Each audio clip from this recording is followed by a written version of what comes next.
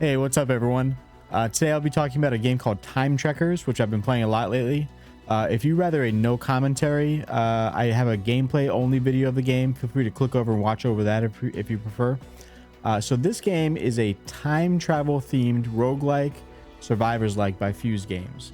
And just in case you're not familiar with it, survivors like, when I say that, I mean it's like Vampire Survivors, which is another bullet heaven roguelike game, very popular. So it's very similar to that. The time travel theme is very cool. You're kind of a futuristic soldier that's traveling through time and fixing a timeline. Not really sure what you're fixing, but you're fixing a timeline. So the game is still in early access, which I'm totally okay with. There's a few drawbacks to that. They haven't released all the characters. The maps might be a little bit limited in the missions and things like that, but it's okay. They've pulled together a lot of great stuff here, and I think it's a really great theme too. You don't see this very much. So here's some things that I think it does really well, so you get an idea of the game.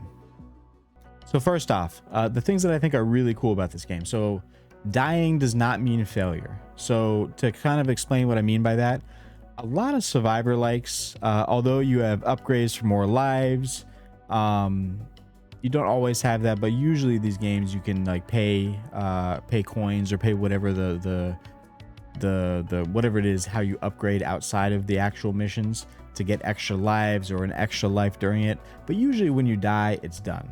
So in Time Trekkers, it has a system where there's 4 sections of the map, and the idea is you need to hit an impact number. So that's like an impact to the timeline, and you have to get to 200. And you can do this kind of however you want. So whether you finish a mission that has one objective that may give you 10 impact points, or you might have another mission that has 2 objectives and you get 5 and 5 or something like that. It changes a little bit. But if you fail the mission, you're pulled out of the timeline. You don't actually die. So whoever is running the operation for you, they pull you out. You're not actually dead, and you can keep moving forward. But not only can you keep moving forward, but you can also redo a lot of the missions. They can put you back in the timeline and you try to fix it again, and you just have to pay some of the currency, which are like time crystals. So if you complete the mission after that, you still get the impact points. So it's kind of cool system, because even if you fail, you can either choose to move forward to more missions, or you can go back once you get more crystals and replay some of the missions to get more impact. And as long as you get that impact by the end of the game, and again, there's 4 sections, so there's a lot of missions to do, you can still win the game. So I thought it was a kind of a cool system. It's not just you die, you're done. You can still keep going, and you kind of play it out however you feel like it. I think this is a really cool system because it eliminates a lot of the idea of RNG just kind of killing your build. You still have to be mindful of what you're doing, what your upgrades are, but sometimes you play other roguelikes and the RNG sometimes it's just really bad. And so, for example, like Hades, I absolutely love Hades, my favorite roguelike probably out there. But sometimes you get RNG on the boons that you get. You just know you're not going to win. So it kind of eliminates that idea, because you can go back and do different things, or you can just keep on going and hope you do well. So I thought that was really cool. Let's talk about upgrades in this game. There is a lot going on. So obviously in roguelike, there's the main focus is always making your build. So what is your character going to be like? What kind of upgrades do you give? What kind of skills do you get? What kind of upgrades do you put on top of those skills? Stuff like that. Plenty of roguelikes have things where weapons are partnered with upgrade items or some version of that. So Time Trekkers has weapons, and not only do you have, so you have your weapons, you can unlock up to 6 of them. You start off with like 1 or 2, and then you can unlock more as you go.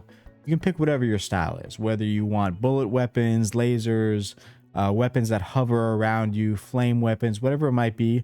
But one thing to keep in mind, if you equip more than one of the same type of weapon, it creates a more powerful effect, which is a really kind of a cool idea. So like one of the games I was playing in, I unlocked all 6. I had a good variety of weapons, but then I added on 3 rocket launchers of the same type, and those would kind of shoot out different patterns now that I got 3 of them. So that was kind of a cool system. So in addition to the weapons, every weapon can have 4 attachments, and these are like your upgrades. So some of them are unlocked already when you unlock it, but most of them you have to unlock those slots as well for attachments. These attachments can do a ton of things, from altering the patterns to making them stronger, giving them knockback, giving them freezing, giving them flame. Some of them giving them health, which is really important. So already we have weapons up to 6, pick all kinds of different ones. You have 4 attachments you can put on every single one, and you can create kind of unique effects with all of them. On top of that, you have system enhancements. So you have 8 slots for system enhancements. So these will automatically upgrade when you get more of them. And by the way, that's the same thing for the other ones too. The upgrade system for upgrading weapons, attachments, system enhancements, and void relics, you can upgrade them to like level 5 or so, something like that. It changes a little bit for some of them. But when you get the same thing, you can use that same thing to upgrade the ones that you currently have. So that's kind of cool. It's just a neat system. You can either keep some lower if you want, but everything ends up being useful because so you either use it to upgrade or you recycle it to get time crystals to buy other things or unlock other things. So system enhancements. These are going to be at the bottom of your screen. These are just random different types of upgrades. You can get a whole bunch of them. You can fill the bottom of your screen. These just give you extra stats, extra regen, extra HP, and they all do different stuff. So this is another level of upgrades. And the last one is void relics, and these are the orange ones here. These ones you have 8 slots that you can put them in, and they upgrade if you get another one, and say you have a level 1 of one and you get another of the same type, it'll just upgrade it. So those keep going up too. So again, we got a lot going on, but in addition to that, outside of the missions, just like most roguelikes, you can upgrade your base stats. So your base stats are survival, combat, agility, and focus. But those are not just one stat. Each of those has at least 5 stats built into it that when you upgrade the one, it upgrades all of those. I think the last one, focus has like 7 or something like that. But all of them have at least 5, and you can hover over them to see exactly what they do. But those are the ones that are done outside of the missions. Within your round, within the entire run, but outside of the actual missions where you're playing. So in addition to this, so that's the upgrade system, which I think is pretty detailed, especially for an early access game. I think they could add some stuff, but we'll talk about what I think they could do later. But already it's very, very solid for what they've done. The characters. So let's talk about the characters. They only have a couple in the early access. What I thought was really interesting about this one is the characters have different abilities, and you don't see that too much in roguelike games. For example, the first character that you play, that you're kind of forced to play because the other ones aren't unlocked yet, his ability is the dash. So that's a pretty common thing in roguelikes, dash. But not all characters in this have the dash. So for example, the second character you get, instead of dash, she has like an artillery bombardment that you can shoot out everywhere, and it uses all abilities use like energy. So it's just different, and not a lot of roguelikes are like that. The only one that even really comes to mind is like Crafty Survivors. If you ever played that has a system where you have kind of like different characters that are jobs. So it has like there's like a cook, there's a tailor, I think there's a gardener, there's a jeweler, I think is when they just came out with a new update. But all of them have very, very different skills. And this is kind of like that, where each character is very different. And what it does is you have to think a little bit about more what kind of upgrades you're getting. Because like the first guy has a dash. So when you start getting to the bosses, which the bosses have a bigger like hit radius, you can dash out of the way. That's harder to do with the second character. So you got to think about, well, I need to upgrade my speed somehow. Otherwise, when you start getting to the bosses, it gets really hard to dodge out of their hits. So I thought that was an interesting thing. I liked it. And probably the last thing I think that was really cool about this is there's really no easy overpowered builds. And now don't get me wrong, I like a good power build. I like playing Vampire Survivors and just creating a crazy build where I'm almost unstoppable. I have a short that I made a while ago. If you go take a look at it, I made a build, and it was just by accident. I was just getting things that I thought looked cool, and I would never die. I was at level like 1050, and it was just going higher and higher and higher. So that's cool too. And if that's how the game is built, I'm perfectly fine with it. I'm not saying it's bad, but I think this was cool because the system they have in Time Trackers is cool because it requires you to think about, okay, what upgrades am I going to put on each gun? What makes more sense? What do I need to focus on early? Do I need to focus on like health upgrades and things like that? That way I stay alive. And what do I need to, are the things that I want to keep, or should I recycle everything and spend it on stats and things like that? But I think it's really cool. And when you partner this with like the dying doesn't really mean failure, I think it becomes very interesting because you got to think about your build. You got to think about, well, do I keep moving forward? Do I go back and start to replay some of these and try to get more stuff? Also, during the missions, you can leave early once you get your objectives. So I think that's kind of cool. Because then you got to think about, well, do I want to get the objectives and get more impact and possibly get more upgrades too? Or do I just want to pull out and go on to the next mission? So it's up to you. You get to choose. You will start to feel the challenge later on if you fail too many missions though, because you'll start to fall behind in damage output. That's something I noticed really quickly. So that's just something to think about. But those are the couple of things that I thought were really cool about this so far.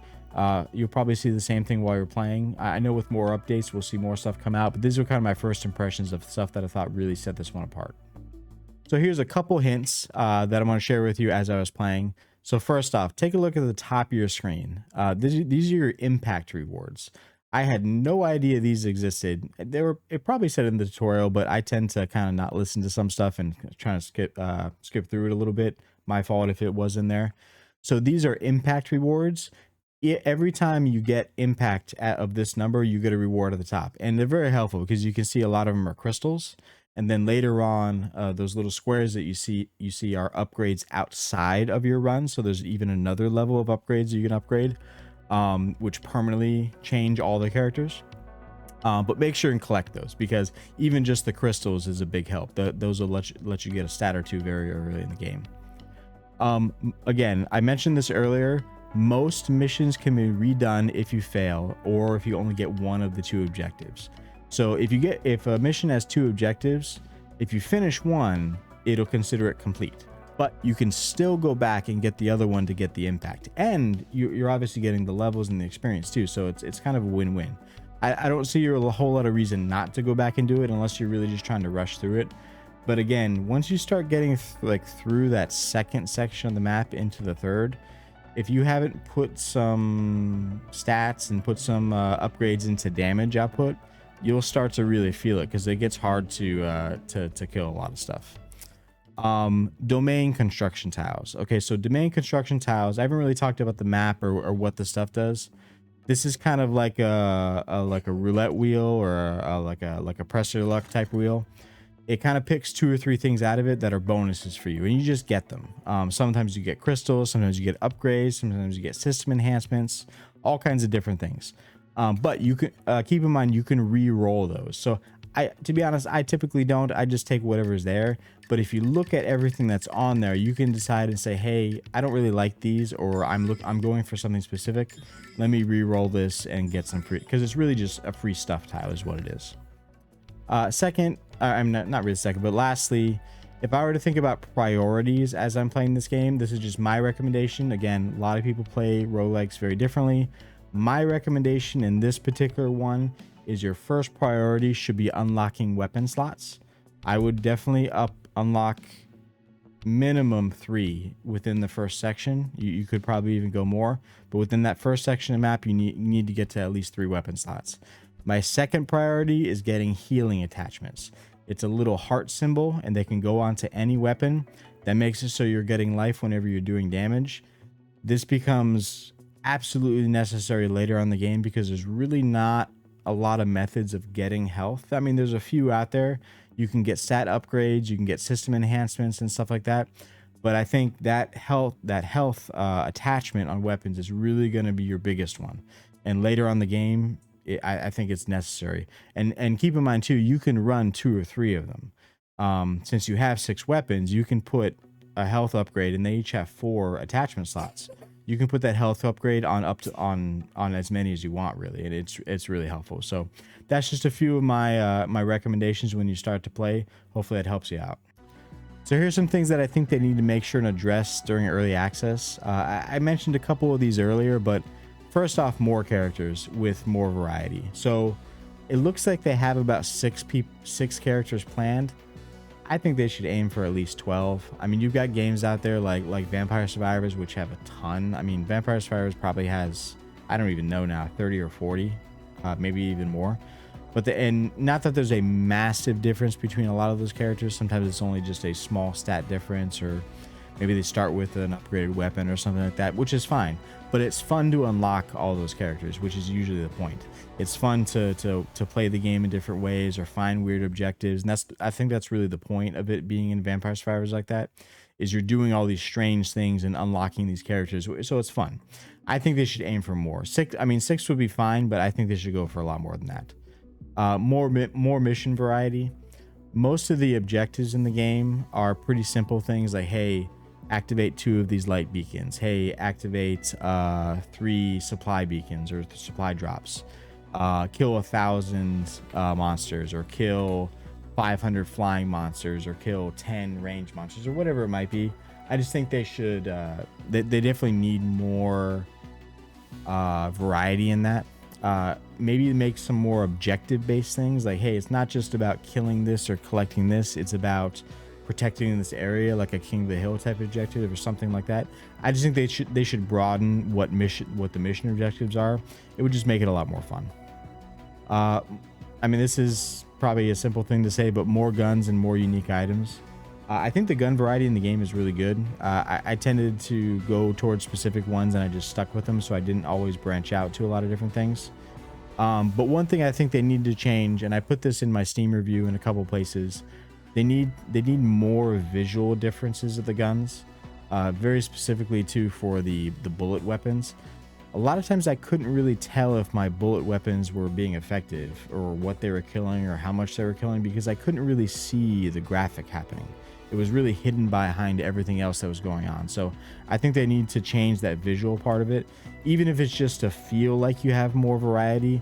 But it'll definitely improve things, and it'll help you really understand what's going on and what weapons are being effective and what's really helping you. I think it'd be cool to see a level of like triggerable weapons.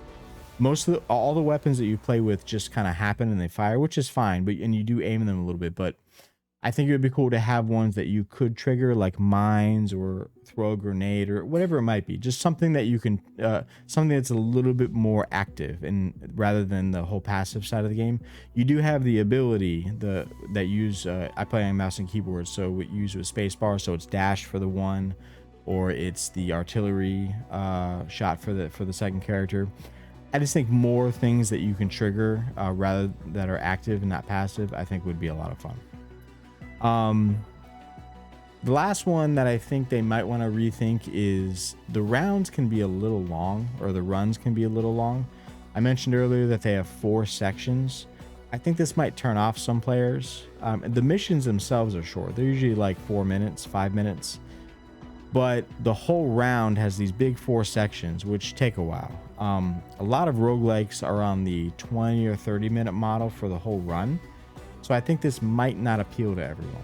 It does autosave your progress, so you can stop at any time and come back to play it, but it still results in a pretty long run. So I think that might turn some players off. I think they need to find some kind of solution for that, or maybe some kind of middle ground. So that's it for now. The game has 35 achievements. I love getting roguelike game achievements, so this is likely one I'll get 100% on. Really awesome job to the devs. I think they did a really good job. I think it's a really unique theme. I think they put a lot into the start of this for early access. For me to say it's one of my favorite roguelikes right now, I've played a ton of roguelikes. I think that goes a long way. So a really good job. I can't wait for the next update. I hope they put a lot more into it, and I can't wait to see more people play it. Thanks everyone for watching. Have a great one.